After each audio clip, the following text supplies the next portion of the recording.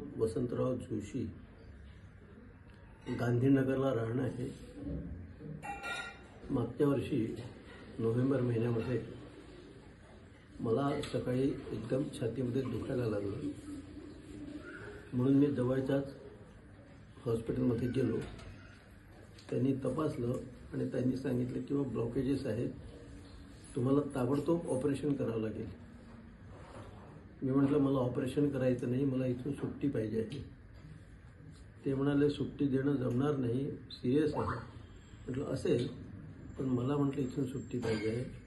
तुम्ही सांगितलेला उपदेश ठीक आहे, पण मला जी ट्रीटमेंट घ्यायची आहे ती मला माझे मित्र आहेत त्यांना विचारून मला ट्रीटमेंट घ्यायची आहे।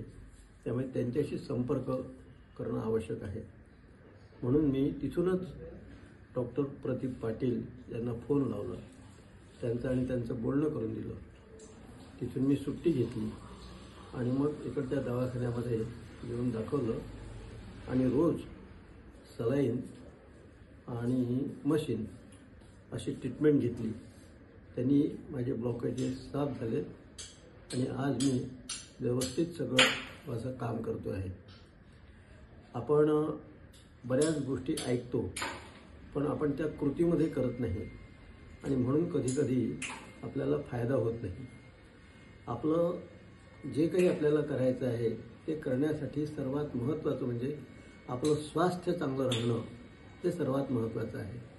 आणि स्वास्थ्य चांगलं राहण्यासाठी सर्वात महत्त्वाची गोष्ट म्हणजे आहे स्वास्थ्याकरता शरीराच्या अंतर्गत जे संचलन आहे ते संचलन व्यवस्थित व्हावं।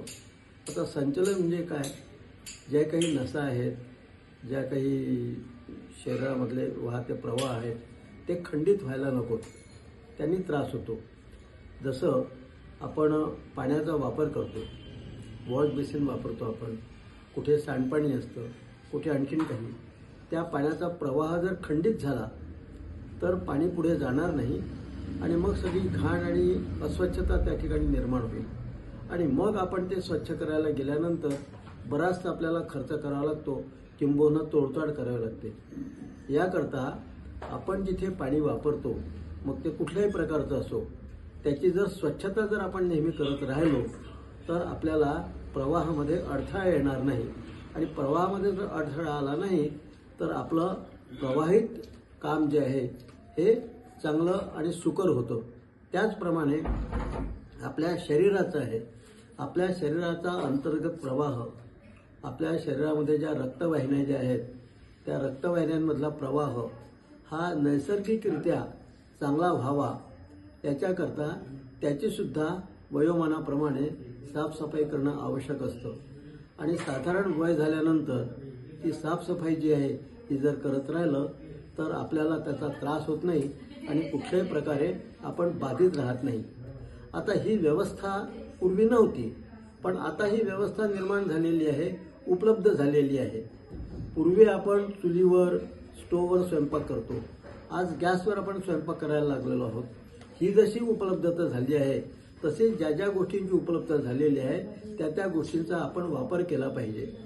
हे ब्लॉकेजेस स्वच्छ करण्याकरता इथे त्रिमूर्तीनगरमध्ये स्टेट बँकेसमोर स्वामी समर्थ हॉस्पिटल एक नवीन तयार झालेलं आहे, जिथले डॉक्टर प्रदीप पाटील हे तिथले प्रमुख डॉक्टर आहेत आणि त्यांच्या मार्गदर्शनाखाली ह्या सगळ्या रक्तवाहिन्या ज्या आहेत ह्या स्वच्छ केल्या जातात आणि त्या जर स्वच्छ जर झाल्यात तर तुम्हाला कुठल्याही प्रकारचा शारीरिक त्रास होत नाही आणि शरीर संचलन जर चांगलं राहिलं तर तुमची सगळी कामं व्यवस्थित आणि चांगली होऊ शकतात। हे तितकंच आवश्यक आहे।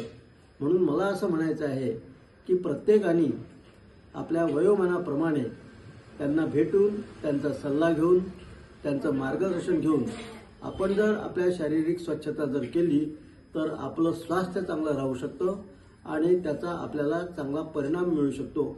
एवढंच मला सांगायचं आहे। धन्यवाद।